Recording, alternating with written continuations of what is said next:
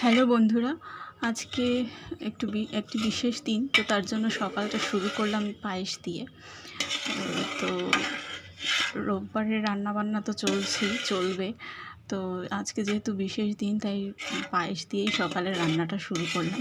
তো পায়েসটা হ্যালো বন্ধুরা, এই দেখো রান্নাবান্না শুরু হয়ে গেছে। তো সকালটা শুরু করেছিলাম পায়েস দিয়ে, তারপর একটু কুমড়ো আলু ভাজা করলাম।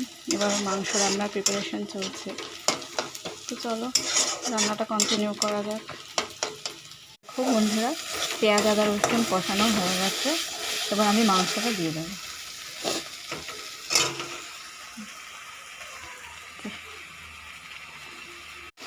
মাংসটা দিয়ে আমি পেঁয়াজ আদা রসুনের সাথে ভাজবো, আর ভাজতে ভাজতে অন্যান্য মশলাগুলো সব এটার মধ্যে দিয়ে দেবো।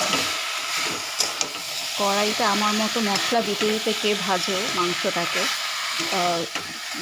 কড়াইতে দিয়ে যদি মশলার সাথে একসাথে কষানো যায় তাহলে। এবার জিরে বাটা কাঁচা লঙ্কা বাটা একসাথে রেখেছিলাম দিয়ে দিয়েছি। তারপর হলুদ গুঁড়ো ধনে গুঁড়ো দিয়ে ভালোভাবে কষাচ্ছি।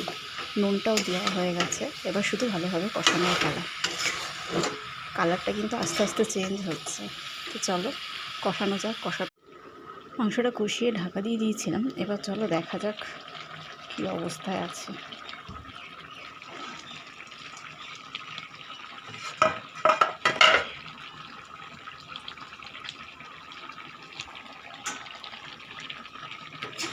অনেকটাই জল দিয়ে দেখো আলুটা মিশিয়ে দিয়েছি।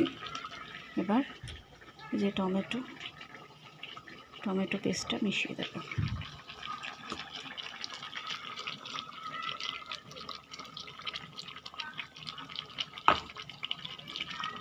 টমেটো দিলে টেস্টটাও যেমন।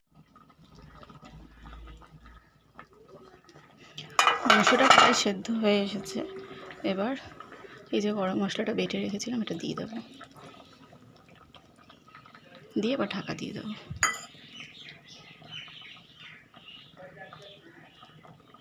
দেখো বন্ধুরা, বাইরে বৃষ্টি হচ্ছে, অসাধারণ বৃষ্টি, মানে দারুণ বৃষ্টি নেমেছে। হঠাৎ করে সকাল থেকে রোদ দিতে দিতে বৃষ্টি নেমে গেল। এবার মনে হচ্ছে পুজো ভাসাবে, কি করবে জানি না।